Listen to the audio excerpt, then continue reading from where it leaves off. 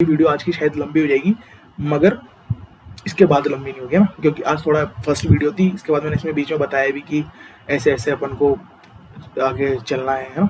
थोड़ा अब से क्या होगा ना कि आपको रोज वीडियो मिलेगी इससे रिगार्डिंग 11th क्लास का सिलेबस में पूरा 20-20 मिनट की वीडियोस बना के खत्म करवा दूंगा। उसके बाद अपन 12th पे आएंगे और क्वेश्चंस ऐसे करा दूंगा ना कि तबीयत खुश हो जाएगी तुम्हारी, है ना। एकदम टफ जो क्वेश्चंस है ना वो मैं यहाँ पे लेके आऊंगा और उनके ऐसे तरीके का सॉल्यूशन दिखा दूंगा ना कि एकदम मतलब भौकाल मचा देंगे।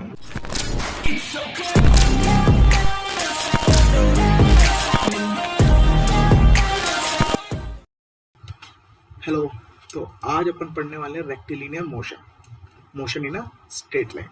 तो यार मोशन पढ़ने के लिए ना सबसे पहले आपको पोजीशन के बारे में पता होना चाहिए।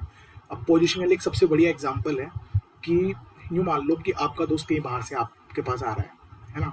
उसने आपको कॉल किया और बोलता है कि भाई मेरे को तू बता कहाँ पर है ना। तो आप सबसे पहले क्या बताओगे? लेट से मान लो कि आप आगरा के हो, तो आप उसको बोलोगे कि भाई सबसे पहले तो ताजमहल आ, ताजमहल के बाद तू 5 किलोमीटर ईस्ट की तरफ आ, तो मैं तेरे को वहां पे मिल जाऊंगा, ठीक है ना। तो आपने आपकी लोकेशन बताने के लिए सबसे पहले उसको क्या बताया? एक जानी मानी जगह बताई जहाँ पे वो आसानी से पहुंच जाए, है ना। एक जानी मानी जगह बताई जहाँ पे वो आसानी से पहुंच जाए। वो जगह क्या थी? ताजमहल। सबसे पहले आपने उसको ताजमहल बुलाया, है ना। फिर ताजमहल के बाद आपने बोला कि भाई 5 किलोमीटर इस तरफ आ, कोई भी एक डायरेक्शन बताया, उस डायरेक्शन में गए और वो आपको मिल गया। तो आपने जो ताजमहल बताया ना, इस ताजमहल को क्या बोलते हैं बेटा? अपन रेफरेंस पॉइंट, है ना। तो कभी भी किसी भी ऑब्जेक्ट की अगर आपको लोकेशन पोजीशन बतानी है तो सबसे पहले क्या बताना पड़ेगा? सबसे पहले आपको एक रेफरेंस पॉइंट बताना पड़ेगा, ठीक है ना। एक रेफरेंस पॉइंट बताना पड़ता है, फिर रेफरेंस पॉइंट के रेस्पेक्ट में आप बताओगे कि आपको किधर जाना है ना। सामने वाले बंदे को किधर जाना है तो आपको सबसे पहले एक रेफरेंस पॉइंट बताना पड़ेगा। जब भी पोजीशन की बात होगी तो मैं क्या बताऊंगा? एक रेफरेंस पॉइंट। क्या बताऊंगा? एक रेफरेंस पॉइंट, है ना। तो रेफरेंस पॉइंट बताना पड़ेगा और रेफरेंस पॉइंट के रेस्पेक्ट में, रेफरेंस पॉइंट मान लो ये रेफरेंस पॉइंट है मेरा P, इसके रेस्पेक्ट में बताऊंगा कि ऑब्जेक्ट कहाँ है। मान लो जी यहाँ पर एक ऑब्जेक्ट है, तो मैंने बताया P से 5 किलोमीटर की दूरी पे ये ऑब्जेक्ट है। तो जो P है ये क्या है? Reference point. तो मेरे को रेफरेंस पॉइंट बताना ही पड़ेगा, है ना। जब तक मैं रेफरेंस पॉइंट नहीं बताऊंगा मैं आपकी लोकेशन नहीं बता सकता, ठीक है ना। आप अगर उसको बोलोगे आपके दोस्त को भाई सीधा मेरे पास आ जा, तो बोलेगा भाई सीधा आऊं कैसे, है ना। कुछ तो बता, एड्रेस तो बता। तो एड्रेस बताने के लिए हम सबसे पहले क्या बताते हैं? एक रेफरेंस पॉइंट, है ना। एक रेफरेंस पॉइंट बताते हैं, जानी मानी जगह बताते हैं, वहां पे वो बंदा आता है, फिर उसके बाद आप उसको डायरेक्शन बताते हो, ठीक है ना। तो आपको क्या बताना पड़ा? Reference point. अब यार इसमें एक और फैक्टर आता है टाइम का। आपने उसको बोला कि भाई तू ताजमहल आ, ताजमहल से 5 किलोमीटर इस तरफ आ, वहां पे मैं तेरे को मिलूंगा। अब वो बंदा वहां पे चला गया और आप जाते हो, आपने उसको बताया, टाइम बताया लगभग 10 बजे, वो 10-15 पे वहां पहुंच गया। आप गए शाम को 6 बजे, है ना। आप गए शाम को 6 बजे, तो यार आपको टाइम भी तो बताना चाहिए था उसको, है ना। तो एकदम एक्यूरेट लोकेशन, एक्यूरेट पोजीशन बताने के लिए आपको उसको टाइम भी बताना पड़ेगा, है ना। आप उसको बोलो ताजमहल आ, उसके बाद 5 किलोमीटर इस तरफ आना, शाम को 6 बजे मैं वहां पे तेरे को मिलूंगा। तो आपने क्या करा? एकदम एक्यूरेट लोकेशन उसको बता दी, ठीक है ना। तो पोजीशन बताने के लिए 2 फैक्टर बहुत जरूरी है। क्या? एक तो रेफरेंस पॉइंट, है ना, जिसके रेस्पेक्ट में मैं उसको लोकेशन बताऊंगा। तो एक तो रेफरेंस पॉइंट जरूरी है और उसके बाद टाइम भी जरूरी है। आपको उसको टाइम भी बताना पड़ेगा कि भाई तू इतनी बजे मिलना मेरे को वहां पे, ठीक है ना। मेरे को टाइम भी बताना पड़ेगा कि भाई तू इतनी बजे मिलना, है ना। अगर उसके पीछे आगे पीछे आएगा तो शायद मैं तेरे को ना मिलूं, है ना, मैं तेरे को ना मिलूं। तो क्या पता चल रहा है अपन को? पोजीशन बताने के लिए आपको रेफरेंस पॉइंट बताना पड़ेगा और टाइम बताना पड़ेगा, ठीक है ना। तो क्या समझ में आया अपन को कि जब भी आप पोजीशन डिफाइन कर रहे हो तो आपको एक तो रेफरेंस पॉइंट बताना पड़ेगा, रेफरेंस पॉइंट और टाइम भी बताना पड़ेगा, है ना। टाइम भी बताना पड़ेगा। 2 चीजें बताना पड़ती है हमको, 2 चीजों की जरूरत पड़ती है एक लोकेशन को बताने के लिए। रेफरेंस पॉइंट समझ में आया कि नहीं आया अपन को? रेफरेंस पॉइंट क्या? जहां से मैं ऑब्जेक्ट की दूरी बताऊंगा, है ना, जहां से मैं ऑब्जेक्ट को क्लासीफाई करूंगा कि ऑब्जेक्ट कहां पर है, ठीक है ना। तो रेफरेंस पॉइंट बहुत जरूरी है। उसके बाद टाइम भी एक फैक्टर आता है, टाइम भी जरूरी है जी, ठीक है। आगे बढ़ते हैं। आगे क्या है? The size of object can be neglected they can be consider as a point like object. अब यार कब मान सकते हैं? मुद्दा ये उठता है कब मान सकते हैं, और ये जरूरी है, ये इंपॉर्टेंट टॉपिक है एनसीईआरटी के पॉइंट ऑफ व्यू से। इंडेक्स क्वेश्चंस में आपको इससे रिलेटेड क्वेश्चन भी मिल जाएंगे, है ना। तो जो बंदा बोर्ड के लिए प्रिपेयर कर रहा है उसके लिए तो ये बहुत जरूरी है। 11th में बोर्ड शायद नहीं होती है, ठीक है ना। तो कब कब आप पॉइंट लाइक ऑब्जेक्ट मान सकते हो, तो इसमें है ना जो ऑब्जेक्ट है उसको आप कितना दूर से देख रहे हो उस पर डिपेंड करता है ना। मगर एक फैक्टर और है कि वो दूरी जितना दूर तुम देख रहे हो किसके रेस्पेक्ट में देखनी पड़ेगी, ऑब्जेक्ट के। सर क्या बोल रहे हो, कुछ समझ में नहीं आ रहा बेटा। मैं ये बोलना चाह रहा हूं कि अगर मैं बोलता हूं कि एक बिल्डिंग है, उसकी लंबाई मान लो कि आधा किलोमीटर है, 0.5 किलोमीटर है, ठीक है ना। मैं उसको 1 किलोमीटर दूर से देखता हूं तो मेरे को बिल्डिंग ही दिखेगी, काफी बड़ी दिखेगी ना। अगर मैं उसको 100 किलोमीटर दूरी से देखूं, 100 किलोमीटर की दूरी से देखूं तो मेरे को क्या लगेगा, पॉइंट जैसा लगेगा, है ना, काफी छोटी नजर आ रही होगी। तो यार हुआ क्या, मैंने बिल्डिंग के रेस्पेक्ट में देखी ना दूरी, बिल्डिंग आधे किलोमीटर की थी तो फिर मैंने 100 किलोमीटर लिया, है ना। तो आधे किलोमीटर के रेस्पेक्ट में 100 किलोमीटर क्या है, बहुत ही ज्यादा है, ठीक है ना। ऐसे अगर एक बॉल को मैं अगर 1 फुट दूर से देखूं तो मेरे को बड़ी सी दिखेगी, मगर मैं एक बॉल को 300 या 100 फुट की दूरी से देखूं तो मेरे को छोटा सा डॉट दिखेगा, है ना। तो अब 300 फुट और 100 किलोमीटर अंतर है ना, मगर मैं किसके रेस्पेक्ट में देख रहा था दूरी, ऑब्जेक्ट के। तो बिल्डिंग क्या थी, आधा किलोमीटर की, है ना, 0.5 किलोमीटर की, तो मेरे को उसके लिए बहुत दूर जाना पड़ रहा था, लगभग 100 किलोमीटर दूर, है ना। जहां अगर एक बॉल की बात करता हूं तो एक बॉल से अगर मैं 100 फुट दूर भी जाता हूं तो मेरे को पॉइंट लाइक दिखती है, ठीक है ना। तो क्या कंक्लूजन है इसका, कंक्लूजन ये है कि अगर ऑब्जेक्ट की साइज के कंपैरिजन में ऑब्जर्वर की दूरी ऑब्जेक्ट से बहुत ज्यादा है ना, तो क्या बोल सकता हूं मैं कि जो ऑब्जेक्ट है वो पॉइंट की तरह मैं कंसीडर कर सकता हूं, ठीक है ना। समझ में आया क्या। तो मैं कब कब पॉइंट लाइक ऑब्जेक्ट मान सकता हूं भाई, मैं पॉइंट लाइक ऑब्जेक्ट कब कब मान सकता हूं, तो मैं पॉइंट लाइक ऑब्जेक्ट तो मान सकता हूं अगर मैं मानता हूं कि ये ऑब्जेक्ट है, ये लो एक से मानते हैं ये फुटबॉल है ना। तो इसकी हाइट मान लो लगभग 1 फुट है ना, 1 फीट है। तो मैं इसको अगर 2 फुट की दूरी से देखता हूं, अगर मैं इसको 2 फुट की दूरी से देखता हूं तो मेरे को पॉइंट लाइक नहीं दिखेगी, है ना। यहीं अगर मैं इसको ये बॉल यहां बना दी और इसको मैं 100 किलोमीटर की दूरी 100 फुट की दूरी से देखता हूं तो मेरे को क्या लगेगी, एकदम छोटी सी लग रही होगी, है ना, एकदम इतनी सी दिख रही होगी। तो मैं क्या बोल सकता हूं कि अगर दूरी ज्यादा है, अगर दूरी ज्यादा है, ये दूरी क्या है, वाई है, ये दूरी क्या मानी मैंने, वाई है, और इसकी दूरी क्या थी, 1 फीट, मैं इसको मान लेता हूँ एक्स, 1 फीट की जगह क्या मान लेता हूँ मैं, एक्स फीट की थी। तो मैं बोल दूं कि एक्स से बहुत बहुत बहुत बड़ा है वाई, तो मैं क्या मान सकता हूँ, जो ऑब्जेक्ट है हमारा वो क्या है, पॉइंट लाइक, है ना। जो ऑब्जेक्ट है हमारा वो क्या है, पॉइंट लाइक ऑब्जेक्ट है ना। मैं इसको ऐसे कंसिडर कर सकता हूँ, ठीक है ना। नीचे भी लिखा हुआ है the size of the object is much smaller than the distance, ठीक है ना। जो ऑब्जेक्ट की साइज है बहुत कम होनी चाहिए डिस्टेंस से। किसके डिस्टेंस की बात करना चाह रहा है ये ऑब्जर्वर के डिस्टेंस की बात करना चाह रहा है, ठीक है ना। ये ऑब्जर्वर के डिस्टेंस की बात करना चाह रहा है। आगे देखते हैं, आगे बढ़ा जाए। अब यार 2 तरह की क्वांटिटीज होती है जीवन में, क्या, स्केलर क्वांटिटी और वेक्टर क्वांटिटी। सर क्या है ये स्केलर क्वांटिटी, क्या है, स्केलर क्वांटिटी का मतलब ये है कि उसका मैग्नीट्यूड, जो उसकी वैल्यू है वो उसके डायरेक्शन पे डिपेंड ना करती। क्या बोला मैंने कि वो क्वांटिटी जिनका मैग्नीट्यूड डायरेक्शन पे डिपेंड ना करे वो क्या है, स्केलर क्वांटिटी। और जो डायरेक्शन पे डिपेंड करे वो क्या है, वेक्टर क्वांटिटी। मैंने क्या बोला, मैं क्या बोलना चाह रहा हूं, मैंने बोला कि भाई आप ऐसी क्वांटिटी हो जिनका मैग्नीट्यूड का बढ़ना या घटना डायरेक्शन पे डिपेंड ना कर रहे, तो कौन सी क्वांटिटी है, वो स्केलर क्वांटिटी है। और वहीं अगर उसका मैग्नीट्यूड बढ़ना या घटना डिस्टेंस पे डायरेक्शन पे डिपेंड कर रहा है तो मैं क्या बोल सकता हूं कि ये वेक्टर क्वांटिटी है। अब वेक्टर क्वांटिटी में एक और चीज आती है, वेक्टर रूल्स भी फॉलो होनी चाहिए। क्या है सर वेक्टर रूल्स, तो आपने FOM में पढ़ लिया होगा, फंडामेंटल ऑफ मैथमेटिक्स में, कि मैथमेटिकल टूल्स भी बोलते हैं कई कोचिंगों में। तो मैथमेटिकल टूल्स में आपने पढ़ लिया होगा कि यार होता क्या है वेक्टर रूल्स, है ना। जिसको नहीं पता है वो अभी मैथ में पढ़ लेंगे, 11th क्लास की मैथ में ये आपको पढ़ाया जाएगा, है ना। तो मैं क्या बोलना चाह रहा हूं कि वेक्टर क्वांटिटीज कौन कौन सी जिनमें वेक्टर रूल्स भी फॉलो, है ना, उनका मैग्नीट्यूड डायरेक्शन पे तो डिपेंड कर ही रहा है और साथ में वेक्टर रूल्स को भी फॉलो करती हैं, वो सारी क्वांटिटीज जो वेक्टर क्वांटिटीज होती हैं। ठीक है ना। अब यार स्केलर और वेक्टर तो समझ में आ गई। अब कोटा में एक और क्वांटिटी आती है, उसको बोलते हैं tensor quantity. Sir tensor quantity क्या है ना। तो यार अगर तुमने करंट को कभी देखा हो, करंट है ना, देखो ये एग्जांपल देखते हैं। मान लो ये वायर है ऐसे और ये ऐसे जा रहा है, ठीक है ना। तो इधर से मैंने माना कि 3 एम्पियर करंट आया, इधर से 6 एम्पियर करंट आया, तो इधर कितना करंट जा रहा होगा, 9 एम्पियर, ठीक है, कोई दिक्कत नहीं है।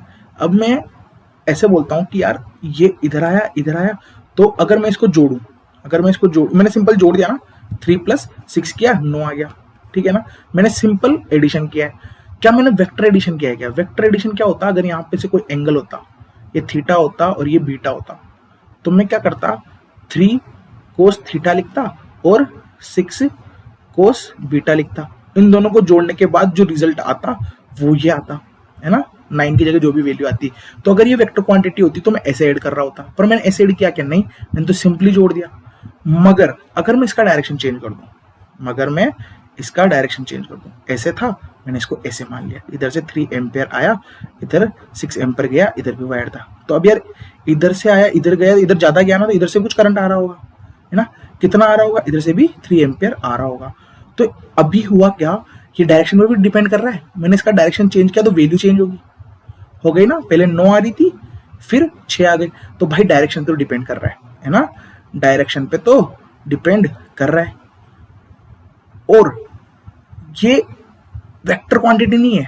क्यों सर, ये तो डायरेक्शन पे डिपेंड कर रहा है, क्या बोल रहे हो आप बेटा। अगर ये, मैंने क्या बोला, वेक्टर क्वांटिटी वो होती है जो वेक्टर रूल्स भी फॉलो करे, है ना, वेक्टर रूल्स भी फॉलो करे। क्या ये वेक्टर रूल फॉलो कर रही है? क्या इसने वेक्टर रूल फॉलो किया? क्या नहीं किया ना। तो ये वेक्टर रूल वाला फंडा है ना, बड़ा क्रिटिकल फंडा है ना, इसको याद रखना पड़ेगा, है ना। तो यार वेक्टर रूल भी साथ में फॉलो, है ना, वेक्टर रूल भी फॉलो हो, तब ये क्या है, वेक्टर क्वांटिटी है। तो इसमें तो सर ना तो वेक्टर क्वांटिटी है ये, ना स्केलर, है ना, क्योंकि तो डायरेक्शन पे भी डिपेंड कर रही है ना, डायरेक्शन पे डिपेंड कर रही है, मगर इसमें वेक्टर एडिशन नहीं हो रहा है, इसमें तो दोनों ही चीजें फॉलो नहीं हो रही। तो कोटा में इस टर्म को एक नया नाम दे दिया, क्या, टेंसर क्वांटिटी। इसको एक नई क्वांटिटी इंट्रोड्यूस कर दिया, क्या, टेंसर क्वांटिटी। मगर अगर ऑप्शंस क्वेश्चन आता है एमसीक्यू में और उसमें टेंसर क्वांटिटी ऑप्शन नहीं होता है, तो हम कौन सा ऑप्शन टिक करेंगे? हम करेंगे स्केलर क्वांटिटी। कौन सा टिक करेंगे हम करेंगे स्केलर क्वांटिटी का, ठीक है ना जी। आगे बढ़ा जाए। अब बात करते हैं मोशन की। पर मोशन क्या है? मोशन जनरली ये बताया गया होगा कि ऑब्जेक्ट की सिर्फ पोजीशन चेंज होना, है ना। मतलब बताया तो बिल्कुल सही जाता है हर बार, तो याद क्या रहता है बच्चों को कि अगर ऑब्जेक्ट पोजीशन चेंज कर रहा है तो मोशन में है जी। यार बेटा उसमें एक चीज और होती है कि वो मोशन तो कर रहा है, उसको वेक्टर मतलब उसकी पोजीशन तो चेंज हो रही है, मगर उस पोजीशन को चेंज होने में समय भी लगना चाहिए। क्या लगना चाहिए? समय भी। क्या बोलना चाह रहा हूं मैं बोलना चाह रहा हूं कि एक ऑब्जेक्ट है यहाँ पर, ये लो जी, इस ऑब्जेक्ट का नाम है ए, और एक और ऑब्जेक्ट है यहाँ पर, ये ए ही है, ये यहाँ पे था 9 बजे, मान लो इस सुबह की 9 बजे यहाँ पर था, और ये 9:10 पर यहाँ पे पहुंच गया, है ना। ये ए पॉइंट पे था, ये बी पॉइंट पे था, बी पॉइंट पे पहुंच गया। ए पॉइंट से चला ये 9 बजे, है ना, 9 बजे ए पॉइंट से चल के बी पॉइंट पे पहुंच गया 9:10 पे, है ना। तो इसने मोशन परफॉर्म किया क्या? हाँ सर किया इसने क्या करा, अपनी पोजीशन तो चेंज करी, साथ में समय भी लिया। अगर मैं ऐसा बोल देता कि ये ऑब्जेक्ट यहाँ पर है, इसने क्या करा, ये 9 बजे यहाँ पर था, है ना, ये 9 बजे यहाँ पर था, इसका नाम मान लो रामलाल, ये रामलाल जी हमारे, है ना। ए पॉइंट पे था ये पहले, है ना, फिर ये बी पॉइंट पे चला गया और इसने क्या करा, टाइम नहीं लिया, टाइम ही नहीं लिया, ये 9 बजे ही यहाँ भी पहुंच गया। तो यार बेटा ऐसा पॉसिबल है क्या? चमत्कार तो हो नहीं रहे यहाँ पे, है ना, जादू वादू तो हो नहीं रहा है यहाँ पे, तो ऐसा पॉसिबल नहीं है। आप अगर कभी भी पोजीशन चेंज कर रहे हो, तो आपको समय तो लगेगा, अगर नहीं लग रहा है तो आप मोशन नहीं कर रहे हो, है ना, फिर जादू हो रहा है, कुछ और ही हो रहा है, ठीक है ना। समय लगना जरूरी है जी, है ना। तो हुआ क्या, समय के साथ पोजीशन भी चेंज हो, है ना। अगर समय के साथ पोजीशन चेंज हो रही है, समय तो हमेशा गुजरेगा। देखो सीधा सा फंडा ये है कि टाइम को कोई रोक सकता है क्या? नहीं रोक सकता ना, तो टाइम तो हमेशा लगेगा। अब बात किसकी आती है? पोजीशन की, है ना। तो पोजीशन चेंज हो रही है और समय तो लग ही रहा है, तो क्या कर रहा है? मोशन कर रहा है। अगर समय लग रहा है, समय तो निकल रहा है, जाहिर सी बात है निकलेगा। अगर ऑब्जेक्ट वही है, क्या बोलना चाह रहा हूँ मैं बोलना चाह रहा हूँ कि हमारे रामलाल भाई साहब सुबह 9 बजे ए पॉइंट पे थे, सुबह की 9 बजे ए पॉइंट पे था, हमने ए पे देखा। फिर हम 1 घंटे बाद 10 बजे आए, है ना, और तब भी रामलाल जी यहीं थे। तो मैं क्या बोल सकता हूँ, मैं क्या बोल सकता हूँ कि जो हमारे रामलाल जी हो किस पे, रेस्ट पे, है ना। 9 बजे भी वहीं थे, समय निकला, और 10 बजे भी वहीं थे, तो यार उन्होंने तो मोशन भी नहीं किया, सही है ना। तो मैं क्या बोल सकता हूँ, वो रेस्ट में थे, है ना। समय तो लग रहा है मगर पोजीशन चेंज नहीं हो रही है उनकी। क्लियर है क्या अपन को? पोजीशन चेंज ना हो और समय लगे तो वो रेस्ट में, समय चेंज हो और पोजीशन भी चेंज हो तो मैं क्या बोल सकता हूँ कि वो मोशन में। ठीक है ना। एग्जाम्पल क्या है मोशन के? मोशन के एग्जाम्पल बहुत सारे हैं। तितलियां उड़ना, चिड़ियों का उड़ना, पत्थर का फेंकना, अपना खुद का चलना, ट्रेन का चलना, सब क्या है, मोशन है ना। वो क्या है, सब मोशन है। अब रेस्ट की बात कर लेते हैं। अब रेस्ट में अगर मैं बोलूं कि पेड़ है तो रेस्ट में, ठीक है, कोई दिक्कत नहीं है। मैं बोलूं पोल, खंबा जो लगा होता है लाइट के पोल्स, वो भी क्या है, रेस्ट में, हमेशा वहीं थे। 10 साल पहले भी वहीं थे, अभी भी वहीं है, अगर भूकंप नहीं आया हो तो आपके उधर। जापान वापान का तो नहीं है ना कोई यहाँ, ठीक है ना। तो ऐसा है। अब एक चीज आती है फ्रेम ऑफ रेफरेंस।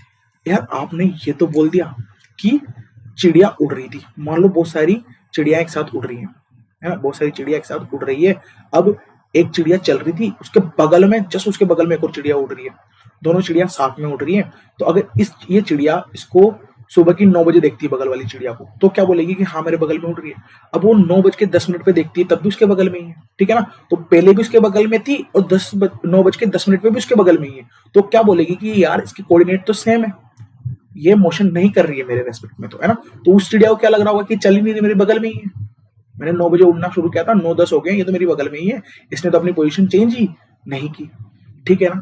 सर समझ में नहीं आया। तो एक और एग्जांपल लेते हैं। अगर मैं कार में बैठा हूँ, है ना, मैं कार में बैठा हूँ, बगल में मेरा दोस्त बैठा है ना, तो हम गाड़ी चलाई हमने, मैं मान लो पहले आगरा था, ताजमहल था, ताजमहल से अपने दोस्त के घर जा रहा हूँ, और 2 दोस्त हैं, उस दोस्त तीसरे दोस्त के घर पे जा रहे हैं, ठीक है ना। हम दोनों दोस्त हैं, तीसरे दोस्त के घर पे जा रहे हैं, तो मैं उसको बार बार देख रहा हूँ, है ना, मैं उस बंदे को बार बार देख रहा हूँ जो गाड़ी चला रहा है। तो मेरे को क्या लग रहा है कि यार ये तो मेरे बगल में ही है अभी तक, है ना। मैंने 9 बजे देखा, मेरे बगल में बैठा है, मैंने 9:10 पे देखा, मेरे बगल में बैठा है, ठीक है ना। तो उसकी टाइम तो निकल रहा है, पर पोजीशन चेंज हो रही है क्या, मेरे रेस्पेक्ट में, मेरे रेस्पेक्ट में उसकी पोजीशन चेंज नहीं हो रही है। तो अगर ऑब्जर्वर मैं हूं, अगर बताने वाला मैं हूं कि वो मोशन में है कि नहीं है, तो मैं तो क्या बोलूंगा कि वो मोशन में नहीं है। अगर कोई बंदा गाड़ी के बाहर खड़ा है ना, गाड़ी के बाहर खड़ा है, अब वो उसको देख रहा है, तो उसको तो पूरी कार चलती हुई नजर आ रही है ना, तो क्या बोलेगा कि भाई मेरे रेस्पेक्ट में तो आप दोनों ही मोशन में हो, आप दोनों ही चल रहे हो, समय भी लग रहा है और आपकी पोजीशन भी चेंज हो रही है। तो यार क्या दिक्कत आ गई यहाँ पे? यहाँ पे दिक्कत आ गई ऑब्जर्वर। तो जो ऑब्जर्वर है ना, ये बहुत ही कमाल की चीज है ना। सब कुछ डिपेंड करता है ऑब्जर्वर पे। आप मोशन कर रहे हो, आप रेस्ट में हो, सब कौन बताएगा? ऑब्जर्वर, ठीक है ना। अगर मैं यूं बोलता कि जैसे मैंने अभी थोड़ी देर बोला था कि जो पेड़ है, पेड़ ट्रीज, वो क्या है, रेस्ट में। क्या वो रेस्ट में है क्या? मैंने कैसे क्या सोच के बोला होगा कि भाई हम सब किस पे, पृथ्वी पे, है ना। अब सबको पता होगा कि पृथ्वी तो गोल घूम रही होती है अपने एक्सिस पे भी, और सन के अराउंड भी घूम रही होती है इलिप्टिकल में, ठीक है ना। तो जो पृथ्वी है, अर्थ हमारा है, वो अपने एक्सिस पे घूम रहा है। अब कोई बंदा बाहर जाके, मतलब स्पेस में जाके देखता है, तो उसको तो पृथ्वी गोल गोल घूमती हुई नजर आएगी। तो क्या बोलेगा कि जो जितने भी पेड़ है, ट्रीज है, वो तो घूम रहे हैं गोल गोल भाई, तो वो तो कहीं में मोशन में, है ना। तो यार सच बताऊं तो ऑब्जर्वर के बिगैर, ऑब्जर्वर के बिगैर आप ये बोल ही नहीं सकते कि कोई भी ऑब्जेक्ट मोशन में है या रेस्ट में, है ना। बेतुका है वो, है ना। बिना ऑब्जर्वर के किसी भी ऑब्जेक्ट को रेस्ट में या मोशन में बोलना सबसे बड़ा पाप है, सबसे घिनौना पाप है, ठीक है ना। ये पाप अपन को नहीं करने। जब भी ऐसा कुछ भी होता है, तो अगर आपसे कोई भी तीसरा बंदा पूछता है कि भाई बताइए ऑब्जर्वर या सॉरी ये ऑब्जेक्ट रेस्ट में या मोशन में, तो मैं क्या बोलूंगा कि भाई तू ये बता कि ऑब्जर्वर कौन है ना। ये बता कि ऑब्जर्वर कौन है, ऑब्जर्वर ही बताएगा कि आप मोशन कर रहे हो या रेस्ट में, ठीक है ना। ऑब्जर्वर पे डिपेंड करता है, ठीक है ना। अब ऑब्जर्वर तो डिपेंड कर ही रहा था। अब एक चीज आती है फ्रेम ऑफ रेफरेंस। आप कहां से देख रहे हो? अगर मैं पृथ्वी से पौधों को देख रहा था, तो पृथ्वी क्या है मेरा, पृथ्वी क्या है, जिस सिस्टम को मैं मानकर देख रहा हूं, दुनिया अपनी, है ना। फ्रेम ऑफ रेफरेंस में मान लो कि अपनी दुनिया ऐसा है ना। अगर मैं कार के अंदर बैठा हूं, अगर मैं कार के अंदर बैठा हूं, तो मैं कार के फ्रेम ऑफ रेफरेंस से उसको देख रहा हूं, तो कार के हिसाब से मेरा बगल वाला दोस्त वो नहीं चल रहा था, है ना। कार के हिसाब से जो कार का स्टीयरिंग था उसने पहले भी पकड़ा हुआ था और 10 मिनट बाद तक भी पकड़ा हुआ था। तो मैं क्या बोल रहा हूँ, रेस्ट है। तो मैंने किसके रेस्पेक्ट में देखा, मैं खुद तो ऑब्जर्वर हुई, मगर मैंने किस चीज को अपनी दुनिया माना, मैंने माना अपनी दुनिया कार को, है ना। कार के हिसाब से चल रहा है सब कुछ मेरे लिए। तो अब जो बाहर वाला बंदा था उसने किसको माना, ग्राउंड को, है ना।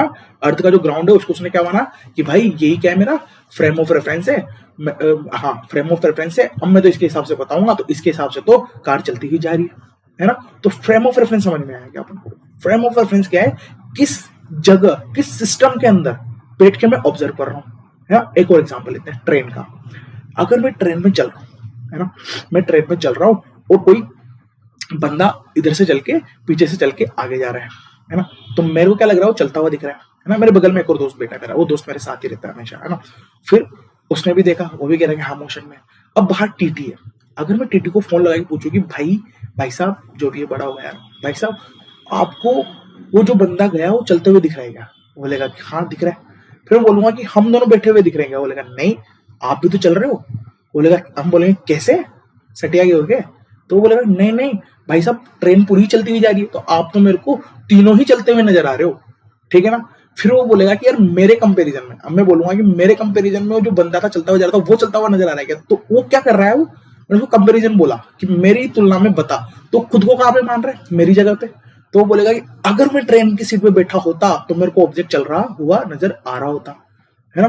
तो उसने क्या करा, पहले जब मैंने उससे क्वेश्चन पूछा तो उसने खुद को कहां पे माना हुआ था कि मैं कहां पे था, ग्राउंड पे खड़ा हूं भाई। टीटी जो भी था उसने ग्राउंड पे खुद को खड़ा हुआ माना। उसने बोला कि पूरी ट्रेन चलती हुई नजर आ रही, तुम तीनों ही मोशन में। फिर मैं बोला कि अगर मेरी जगह आप बैठे होते तो आपको मोशन में नजर आता कि नहीं आता। फिर उसने क्या करा, अपना फ्रेम ऑफ रेफरेंस चेंज किया। क्या उसने अपना फ्रेम ऑफ रेफरेंस चेंज किया और ट्रेन के अंदर बैठ गया इमेजिनरी तरीके से। फिर उसने देखा कि यार अगर मैं बैठा होता इस बंदे की जगह तो ये बंदा मेरे को भी चलते हुए नजर आता। फिर तो वो मोशन में था, ठीक है ना। तो फ्रेम ऑफ रेफरेंस ऑब्जर्वर अपने हिसाब से एडजस्ट कर सकता है ना। जो ऑब्जर्वर है उसको पूरी संतुष्टि है, मतलब पूरी स्वतंत्रता है कि वो किसको अपना फ्रेम ऑफ रेफरेंस माने, ठीक है ना। फ्रेम ऑफ रेफरेंस डिपेंड कर सकता है ऑब्जर्वर के ऊपर, मगर मोशन किस पर डिपेंड करेगा, सिर्फ और सिर्फ ऑब्जर्वर पे। सब कुछ ऑब्जर्वर पे डिपेंड करता है, सारी कहानी ऑब्जर्वर ही लिखता है। आप मोशन में हो के नहीं हो, फ्रेम ऑफ रेफरेंस क्या है, सब ऑब्जर्वर डिसाइड करता है, ठीक है ना। तो ऑब्जर्वर के बगैर किसी भी ऑब्जेक्ट को आप ये बोल दो कि वो मोशन में है कि नहीं है, तो आप बेवकूफ है ना। आप ये बता ही नहीं सकते बिना ऑब्जर्वर के कि ऑब्जेक्ट मोशन कर रहा है या वो रेस्ट में, ठीक है ना। आगे बढ़ा जाए करेंगे। अभी करने के वाला हूं मैं, अभी से ऐसा होगा कि मैं एक सीरीज लॉन्च कर रहा हूँ एक्चुअल में फिजिक्स की, कि इसमें रोज 20 मिनट से, रोज तो क्या मतलब जितना भी ट्राई करूंगा मैं कि आपको रोज ऑलमोस्ट वीडियो मिल ही जाए, तो 20 मिनट के आसपास इनफैक्ट 20 से कम ही रखने की कोशिश करूंगा। उसमें टॉपिक वाइज पढ़ाऊंगा मैं 11th, है ना। टॉपिक वाइज सब कुछ आएगा और बहुत ही बेहतरीन तरीके से आएगा। फिर इसमें क्वेश्चंस की बात आती है, सर यूट्यूब पे थ्योरी तो बहुत है बताने वाले, क्वेश्चंस नहीं बताते, तो ऐसे क्वेश्चंस करवा दूंगा ना, मतलब कोटा के जो टफेस्ट क्वेश्चंस होते हैं सिर्फ वो सोल्व कराने वाला हूँ मैं यहाँ पर, है ना। अगर कोई कंसेप्ट समझाने में छोटे मोटे टॉपिक्स, मतलब छोटे मोटे आसान से क्वेश्चंस की जरूरत पड़ती है तो वो भी करा दूंगा। बाकी मैं मैक्सिमम ट्राई करूंगा कि क्वेश्चन, देखो जाहिर सी बात है यूट्यूब पे ज्यादा क्वेश्चन नहीं करवाए जा सकते, है ना। तो मैं ट्राई करूंगा कि सेलेक्टिव क्वेश्चन करा दूं और ऐसे क्वेश्चन करा दूं टफ, है ना। मेन मुद्दा क्या है, सोचना कैसे है ना। क्वेश्चन को सोल्व करने के लिए सोचना कैसे है। देखो इंडिया में सोचना ही नहीं सिखाया जाता, आपको सब सिखा देंगे, बस ये नहीं सिखाएंगे सोचा कैसे उन्होंने। तो सोचना सिखा दूंगा मैं, है ना। अब सोच रहे कि आप हो कौन भाई, है ना। तो मेरा नाम आकाश है और मैं IIT खड़गपुर से ग्रेजुएटेड हूँ, है ना। तो टेंशन मतलब IIT की तुम तैयारी कर रहे हो, मेरा मोटो तो यही है कि मैं IIT की तैयारी कराऊँ यूट्यूब पे भी, पर नहीं हो पाता, है ना। मेरे ऑफलाइन इंस्टीट्यूट्स हैं खुद के भी, 3 कोचिंग चल रहे हैं और वो फ्री है, मैं उनमें पैसे नहीं लेता, है ना। वो फ्री पढ़ाता हूँ, जॉब भी करता हूँ, वो अलग बात है, ठीक है ना। तो बस आज की क्लास यहाँ तक की थी, कैरी ऑन करेंगे अपन नेक्स्ट क्लास में।